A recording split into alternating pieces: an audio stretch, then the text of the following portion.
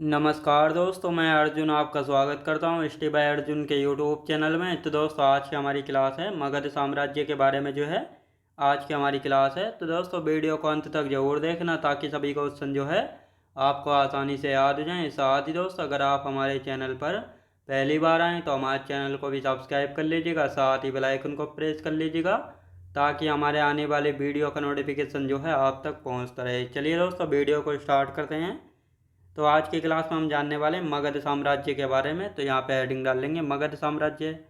अब कल की क्लास में दोस्तों हम पढ़ रहे थे किसके बारे में, जैन धर्म के बारे में पढ़ रहे थे। तो जैन धर्म के कुछ पॉइंट बचे हुए हैं, पहले इनको कंप्लीट करेंगे और उसके बाद मगध साम्राज्य को स्टार्ट करेंगे। तो जैन धर्म से संबंधित कुछ तथ्य यानी फैक्ट हैं, जैसा अजमेर का सोनी जी का नासिया मंदिर जो कि ऋषभ देव जी को समर्पित है। और ये ऋषभ देव कौन थे, ये जैन धर्म के प्रथम तीर्थंकर थे और साथ ही इनको फाउंडर भी माना गया है जैन धर्म का। इस मंदिर को लाल मंदिर के नाम से भी जाना जाता है। इस मंदिर का निर्माण 19वीं शताब्दी में हुआ था। तो यहाँ पे बात की जा रही है जो अजमेर का सोनी जी का नासिया मंदिर है, ये ऋषभ देव जी को समर्पित है। इस मंदिर को लाल मंदिर भी कहा जाता है और ये मंदिर 19वीं शताब्दी में बना हुआ है। तो ये आपको अच्छे से यहाँ पे याद रखना है। इसके बाद का इसके बाद आते हैं जल मंदिर की। तो जल मंदिर की यदि हम बात करते हैं तो बिहार के पावापुरी में इसका निर्माण महावीर स्वामी के बड़े भाई नंदीवर्धन ने करवाया था। तो ये आपको याद रखना है, जो जल मंदिर है ये बिहार के पावापुरी में इसका निर्माण किया गया है महावीर स्वामी के बड़े भाई नंदीवर्धन के द्वारा। तो जब महावीर स्वामी ने 30 वर्ष की अवस्था में अपने बड़े भाई नंदीवर्धन से अनुमति लेकर गृह त्याग किया था, तो इन्हीं अपने बड़े भाई नंदीवर्धन से गृह त्याग किया था इनकी अनुमति लेकर। साथ ही महावीर स्वामी की मृत्यु कब हुई थी, तो यानी मृत्यु की बात की जाए तो 468 BC में इनकी मृत्यु हुई थी। कहाँ पर हुई थी, तो इनकी मृत्यु हुई थी पावापुरी में हुई थी दीपावली के दिन, और यहीं पर जल मंदिर बनवाया गया है। तो ये आपको याद रखना है। अब यहाँ पे बात करते हैं दोस्तों पालीताना मंदिर के बारे में। तो इसका निर्माण 11वीं शताब्दी में किया गया था। पालीताना मंदिर का जैन संरक्षक कुमार सोलंकी ने इसका निर्माण करवाया था और ये शत्रुंजय पहाड़ी गुजरात में स्थित है। यानी जो गुजरात में शत्रुंजय पहाड़ी हैं, तो इन्हीं पहाड़ियों पर पालीताना मंदिर का निर्माण करवाया गया है जैन संरक्षक कुमार सोलंकी के द्वारा। तो ये आपको अच्छे से यहाँ पे याद रखना है। आप दोस्तों यहाँ पे बात करते हैं तीर्थंकर क्या होता है। तो आप तीर्थंकर के बारे में सोच रहे होंगे आखिर होता क्या है। तो धर्म का रक्षक या आध्यात्मिक शिक्षक होता है तीर्थंकर, जिसका मतलब होता है जो कि मोक्ष या मुक्ति का मार्ग बताता है, तो उसको तीर्थंकर कहा जाता है। तो दोस्तों, तीर्थंकर यानी धर्म का रक्षक या आध्यात्मिक शिक्षक होता है जिसका काम होता है मोक्ष या मुक्ति का मार्ग बताना।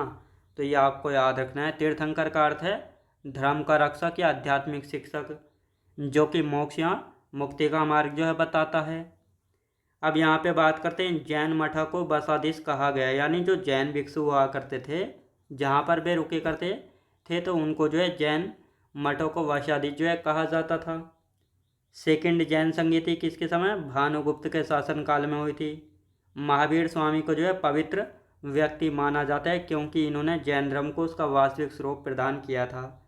यानी जो महावीर स्वामी थे जैन धर्म के 24 तीर्थंकर, इनको पवित्र व्यक्ति माना जाता है क्योंकि इन्होंने जैन धर्म को उसका वास्तविक स्वरूप प्रदान किया था। और इसीलिए जैन धर्म को जैन धर्म के वास्तविक संस्थापक यानी रियल फाउंडर है महावीर स्वामी जी को माना जाता है क्योंकि इन्होंने सबसे ज़्यादा इसको फेमस यानी प्रसिद्धि दिलाई है जैन धर्म को। इसीलिए इनको पवित्र व्यक्ति व रियल फाउंडर या वास्तविक संस्थापक माना जाता है जैन धर्म का। तो ये आपको अच्छे से याद रखना है। तो ये था जैन धर्म के बारे में, जो कि हमारा टॉपिक हो गया है कंप्लीट। तो जैन धर्म का जो भी टॉपिक बचा हुआ था ये हो गया दोस्तों हमारा कंप्लीट। अब यहाँ पे बात करते हैं मगध साम्राज्य के बारे में। किसके, मगध साम्राज्य के बारे में यहाँ पे हम बात करते हैं। तो मगध का सबसे शक्तिशाली महाजनपद कौन था, यानी मगध सबसे शक्तिशाली महाजनपद था। पहले काशी सबसे शक्तिशाली महाजनपद हुआ करता था। तो हमारे महाजनपदों की संख्या कितनी है, तो हमारे महाजनपदों की संख्या है 16, जिनमें से सबसे शक्तिशाली महाजनपद मगध हुआ करता था। लेकिन मगध से पहले ये रहा काशी हुआ करता था। तो ये आपको याद रखना है। अब यहाँ पे बात करते हैं मगध की वर्तमान स्थिति कहाँ पर। जो मगध है इसकी वर्तमान स्थिति पूर्वी उत्तर प्रदेश बिहार में पश्चिम बंगाल में जो है इसकी वर्तमान स्थिति, यानी पूर्वी उत्तर प्रदेश, बिहार और पश्चिम बंगाल में इसकी वर्तमान स्थिति है। तो ये आपको याद रखना है। मगध साम्राज्य का उत्कर्ष जो है कब का माना जाता है? 6ठी शताब्दी ईसा पूर्व या 6ठी शताब्दी BC में जो इसका उत्कर्ष जो है माना जाता है। किसका? मगध साम्राज्य का। तो ये आपको याद रखना है। अब मगध साम्राज्य का शासनकाल जो है 544 BC से 185 BC तक रहा था। तो ये आपको याद रखना है। जो मगध साम्राज्य है इस पर जो है अलग अलग वंशों ने जो है शासन किया था, लेकिन सभी वंशों का जो है मगध पर साम्राज्य कितने वर्षों तक रहा था? 544 BC से लेकर 185 BC तक सभी वंशों ने जो है शासन किया था। तो ये आपको अच्छे से यहाँ पे याद रखना है। अब मगध पर जो है सबसे प्राचीन वंश कौन था? तो मगध पर जो है सबसे प्राचीन वंश कौन था जिसने जो है शासन किया था? बृहद्रथ वंश था। कौन सा था? मगध पर शासन करने वाला सबसे प्राचीन वंश कौन सा था? बृहद्रथ वंश था, जिसके संस्थापक जो है बृहद्रथ जो है हुआ करते थे। और इनका एक पुत्र था जरासंध, जिसने राजधानी जो है गिरिब्रज बनाई थी। तो ये आपको याद रखना है। मगध की राजधानी जैसे गिरिब्रज है, पाटलिपुत्र है, राजगृह है, तो ये आपको पता होना चाहिए कौन सी राजधानी किसके द्वारा जो है बनाई गई थी। तो अब यहाँ पे बात की जा रही है मगध का सबसे प्राचीन वंश कौन सा था? तो बृहद्रथ वंश था, जिसके संस्थापक किसको माना जाता है? बृहद्रथ को।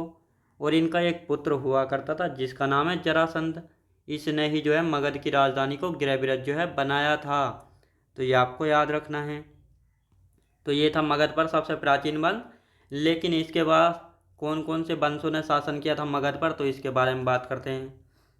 तो मगध पर शासन करने वाले वंश जैसे हर्यक वंश आया था, शिशुनाग वंश, नंद वंश, मौर्य वंश, सुंग वंश, कणप वंश, व सातवाहन वंश। तो इन सभी वंशों ने जो है क्रम से शासन किया था मगध पर। तो ये आपको अच्छे से याद रखना है। अब एक एक करके हम जानेंगे। जैसे हर्यक वंश है, फिर शिशुनाग वंश, नंद वंश, मौर्य वंश, सुंग वंश, कणप वंश व सातवाहन वंश। इन सभी ने जो है एक एक करके जो है मगध पर जो है शासन किया था। तो अब यहाँ पे हम बात करेंगे मगध साम्राज्य।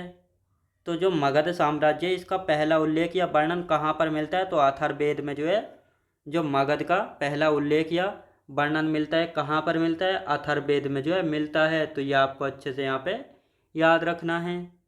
तो आप दोस्तों यहाँ पे हम बात करते हैं पहले कौन सा? पहले हर्यक वंश, फिर शिशुनाग वंश आएगा, नंद वंश आएगा, मौर्य वंश। तो इस प्रकार जो हम एक एक करके यहाँ पे पढ़ने वाले हैं। तो अब सबसे पहले हम जानने वाले हैं किसके बारे में? हर्यक वंश के बारे में। तो हर्यक वंश का जो शासनकाल था 544 BC से लेकर 412 BC तक जो है रहा था। तो पूरे हर्यक वंश का जो शासनकाल रहा था 544 BC से 412 BC तक जो है रहा था। अब यहाँ पर कौन कौन से शासक हुए थे जिसने जो है हर्यक वंश में शासन किया था? तो सबसे पहले जो हम बात करने वाले हैं हर्यक वंश के संस्थापक यानी फाउंडर कौन थे? तो संस्थापक यानी फाउंडर की यदि बात की जाए हर्यक वंश के कौन थे, तो बिंबिसार को जो है हर्यक वंश का संस्थापक यानी फाउंडर माना जाता है, जो कि 544 BC से लेकर कब तक दोस्तों? 544 BC से 492 BC तक, यानी 52 वर्षों तक जो है इन्होंने शासन किया था। जो हर्यक वंश था इसके संस्थापक कौन थे? बिंबिसार थे, जिन्होंने 544 BC से लेकर 492 BC तक यानी 52 वर्षों तक शासन किया था। अब बिंबिसार के कुछ आदर्श नेम है, जैसे श्रेणिक इनको कहा जाता है, जो कि जैन साहित्य में जो है बिंबिसार को श्रेणिक नाम से जो है जाना जाता है। क्षेत्रोजस की हम बात करते हैं तो मत्स्य पुराण में जो है बिंबिसार को क्षेत्रोजस के नाम से जाना जाता है। और साथ ही जो मत्स्य पुराण है ये जो है सबसे पुराना पुराण है और यहाँ से सातवाहन वंश के बारे में जानकारी मिलती है। तो यहाँ पे बात की गई है बिंबिसार के अन्य नामों की, जैसा श्रेणिक है तो जैन साहित्य में बिंबिसार को जो है श्रेणिक नाम से जाना जाता था। मत्स्य पुराण जो कि सबसे पुराना पुराण है, इसमें जो है बिंबिसार को क्षेत्रोजस के नाम से जाना गया था। और साथ ही मत्स्य पुराण से जो है सातवाहन वंश के बारे में जानकारी मिलती है। तो ये आपको याद रखना है एक एक पॉइंट। अब यहाँ पे हम बात करेंगे बिंबिसार ने अपने राज्य का विस्तार करने के लिए जो है विवाह संबंधों का सहारा लिया था। यानी जो बिंबिसार हुआ करते थे इन्होंने जो है अपने राज्य का विस्तार करने के लिए, अपने साम्राज्य को बढ़ाने के लिए जो है विवाह संबंधों का सहारा लिया था। मतलब ये जो है अलग अलग राज्यों से इन्होंने शादियाँ कर ली थी अपने राज्य का विस्तार करने के लिए। तो इन्होंने कौन कौन सी शादियाँ की थी?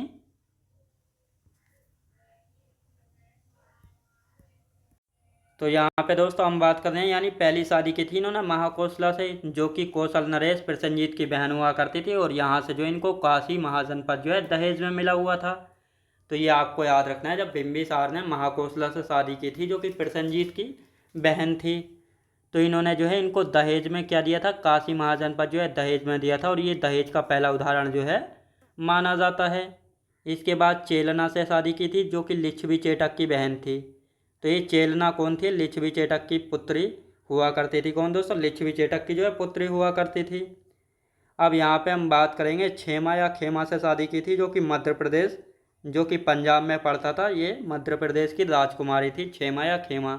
छेमा भी पूछा जा सकता है या खेमा भी, तो बिल्कुल कंफ्यूज नहीं होना है।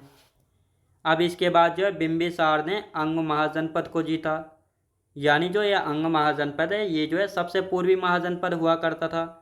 इसको जीतने के बाद जो है वहाँ पर अपने पुत्र अजातशत्रु को वहाँ का उपराजा जो है बनाया था। यानी बिंबिसार ने जो है अंग महाजनपद को जीता और उसके बाद वहाँ पर अपने पुत्र अजातशत्रु को वहाँ का जो उपराजा जो है बना दिया था। तो ये आपको याद रखना है। तो आज की क्लास हमारी यहीं तक रहेगी। अब इससे आगे का जो बचा हुआ है इसको हम कल की क्लास में कंटिन्यू करेंगे कि बिंबिसार के बाद जो है गद्दी पर कौन आएगा और उसके बाद जो है को किस प्रकार जो है यहाँ का शासन जो है करेगा। तो इन सभी के बारे में हम कल की क्लास में जानेंगे। तो मैं उम्मीद करता हूँ आपको वीडियो क्वालिटी, कंटेंट वगैरह सभी कुछ आपको पसंद आया होगा। पसंद आया तो लाइक से और सब्सक्राइब करना बिल्कुल भी ना भूलें। साथ ही दोस्त, अगर आप हमारे चैनल पर पहली बार आएँ तो हमारे चैनल को भी सब्सक्राइब कर लीजिएगा, साथ ही बेल आइकन को प्रेस कर लीजिएगा, ताकि हमारे आने वाले वीडियो का नोटिफिकेशन आप तक पहुँचता रहे।